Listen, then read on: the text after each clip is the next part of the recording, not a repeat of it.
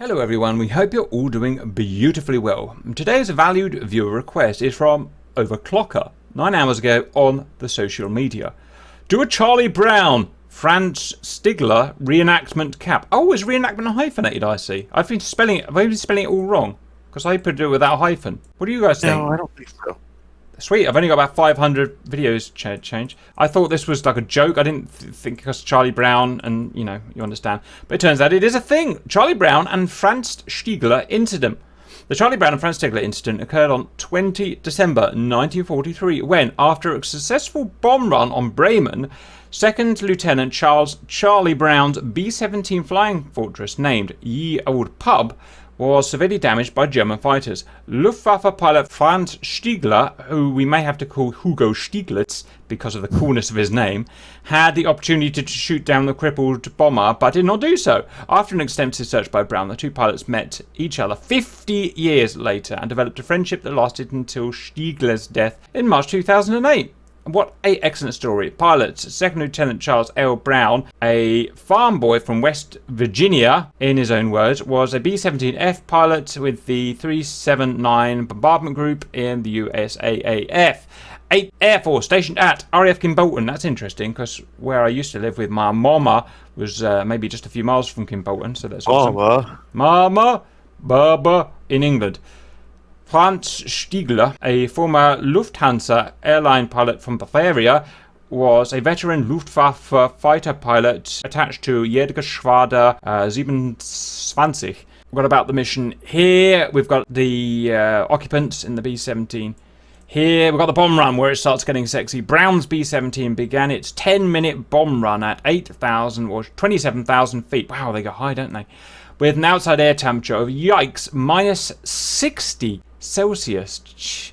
Before the bomber released, how do they survive? Because that wasn't pressurized. Before the bomber released its bomb load, accurate flak shattered the plexiglass nose, knocked out number 2 engine, and further damaged number 4 engine, which was already in questionable condition and had to be throttled back to prevent overspeeding.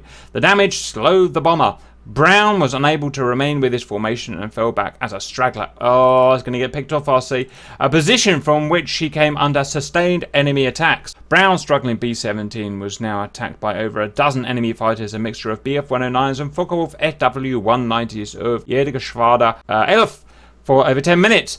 Further damage was sustained, including damage to engine number 3, which would only produce half power, meaning the aircraft had at best 40% of its total rated power available. Wow, that's going to struggle, man. The bomber's internal oxygen, hydraulic and electrical systems were also damaged, and the bomber lost half of its rudder and its port left side elevator, as well as its nose cone. Many of the gunner's weapons then jammed, probably as a result of loss of onboard heating systems, leading to frozen mechanisms. The ground crew did not oil the guns correctly. How embarrassing for them. Leaving the bomber with only 2 dorsal gun turrets and 1 of 3 forward-firing nose guns from 11 available for defense. Most of the crew were wounded. The tail gunner, Eckenrode, had been decapitated by a direct hit from a cannon shell. Ooh. Ouch. While Yelisanko was critically wounded in the leg by a shrapnel. Blackford's feet were frozen due to shorted out heating wires in his uniform. Oh, so they heat your uniforms. Peachout had been hit in the eye by a cannon shell. How do you get hit in the eye by a cannon shell? Why are you alive? Probably a cannon shrapnel. And Brown was wounded in his right shoulder. The morphine syringes on board froze. They had no morphine, complicating first aid efforts by the crew. While the radio was destroyed and the bomber's exterior heavily damaged, miraculously, all but Eckenrode survived.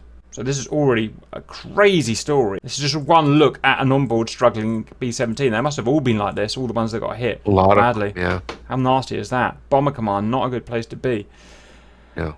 Franz, now we're on to Franz Stigler. A Brown's damaged bomber was spotted by Germans on the ground, including Franz Stigler, aka Hugo Stieglitz, then an ace with, 27 victories, who was refueling and rearming at an airfield. He soon took off in his Messerschmitt Bf-109 G6, which had a 50 cal Browning machine gun bullet embedded in the radiator, which risks the engine overheating, and quickly caught up with Brown's plane.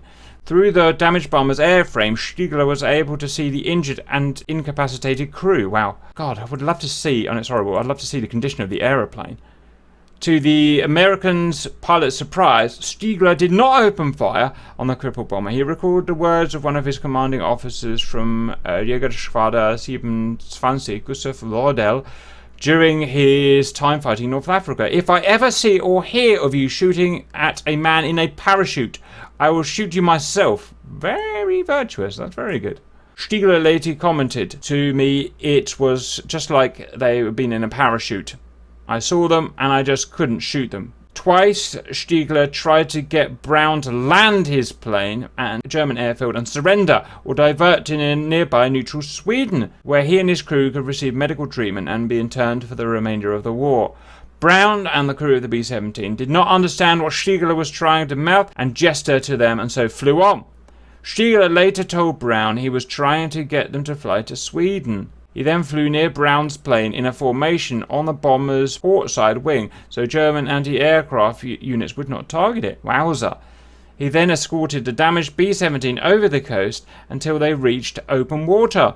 Brown, unsure of Stigler's intention at the time, ordered his dorsal turret gunner to point at Stigler but not open fire to warn him off. Understanding the message and certain that the bomber was out of German airspace, Stigler departed with a salute. Landing. Brown managed to fly 250 miles across the North Sea and land his plane at RAF Seething, home of the 448 bomb group, and at post-flight debriefing informed his officers about how a German fighter pilot had let him go. He was told not to repeat this to the rest of the unit so as not to build any positive sentiment about the enemy pilots.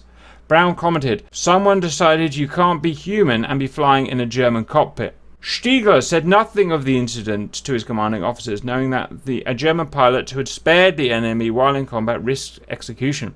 Brown went on to complete a combat tour. Franz Stigler later served as a Messerschmitt Me-262, the jet fighter pilot in Jagdverband 44 until the end of the war. And we got here about their meeting. What an amazing piece of history, RC.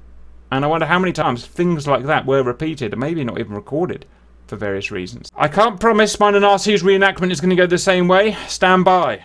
Okay, valued viewers, welcome to the... God, they're loud. Welcome to the mission. We've got a pack of 4 beautiful B-17s. Oh, they're diving, look. Look at that. Oh, they're really manoeuvring hard, aren't they? That was unexpected. Oh, bless them, they're going for it. Look at that, they're dive bombing. Pretty sure that's not period accurate, but...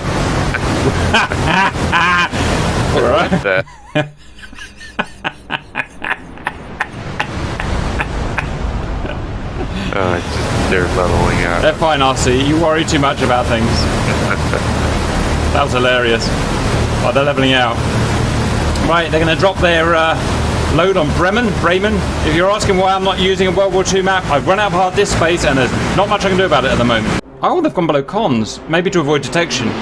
Yeah. Maybe that needlessly aggressive dive was to avoid detection. Bombay's doors are opening, RC. The Bombay doors are opening. Good observation. Thank you. I'll be here all day, RC.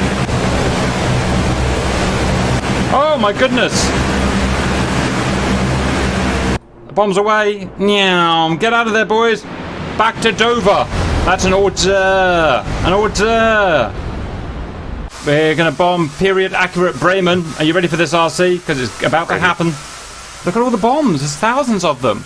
Carpet bombing. Wow, they literally are. Oh, look, they're the boys. Hey, boys.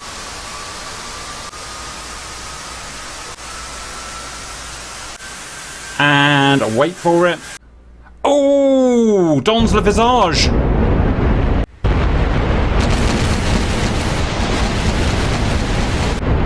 Bam. That's pretty cool. One of the best things in DCS, that is.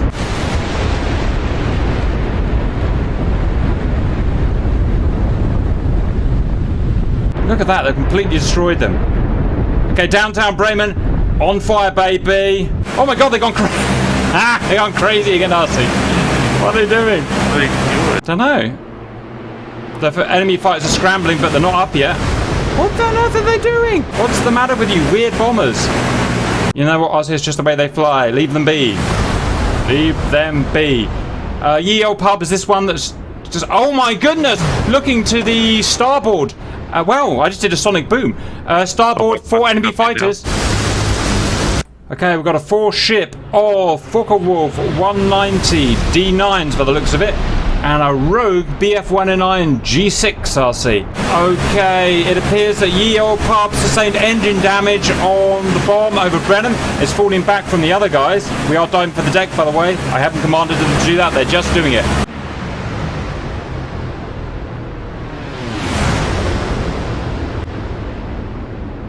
Oh no, I'll see. They've caught us up. They've caught us up. What happens if they come and attack us? Franz. Oh, we're getting. Get some, baby. Get some. Get some.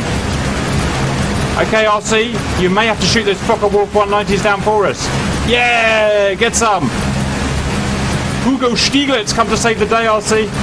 You watch, they're going to shoot you down. Look, RC's helping us. He's helping us. Oh, sugar. Oh, sugar. RC! What? Nothing happened. Nothing happened. What happened? I shot my wing off. Oh. You didn't do your job well enough. Let's restart the RC. The valuable viewers won't know that I've cut it in. Oh no! The Focke-Wulf 490s have caught us up. This is a dangerous situation. Franz, please shoot down your own planes to save us. It's one step further than the thing. Why are we shooting at you? We're shooting at you. RC, we're firing at you after. It's okay. Everything's okay. You appear to be the worst threat to us. Get some. Da da da da da. Cannon shells exploding all around me. Cannons to the left. Cannons to the right. Da da da da da da. Da da da da da da da. Da da da da da da da. Da da da. Oh, they're over. Yes, we're doing well, RC. We've got one. We've got one. Get some of that. Get some of that. Da da da da da. Da da da da da da da da. Don't fly into the hill, goddammit. This is awesome. We're taking you to town, boys. RC, come back to us and help us. Don't worry about the fly off. I'm coming. Yes, we're doing really well. We're doing really well. As I knew we would. Oh, we just shot our own elevator. Get some. They're terrified of us. I see they're terrified of us. I think we fought them off. Come and fly on our wing. Come and fly on our wing. Yes, that's a parachute. Okay, coming through. Coming up. I'll tell the boys to hold fire. Come and fly on our wing. Where the hell are you, Arthur? I don't see you anywhere. Coming up on your right, on your left. Oh, there he is. Yeah, we got you. All right, come on. Let's go, me. Don't worry about the firing, RC. I'm getting fired. I made you invincible, RC. Don't worry about it. Oh, that's right. Okay. I'll cut the traces out of the movie. Just ignore it. Oh, RC! What's the matter with you? What? Franz. Oh, your plane's just missing. I'm not invincible, by the way. You're not? How did that happen? RC, how? Oh, that is embarrassing. That's just reduced your fan numbers. Here. Well.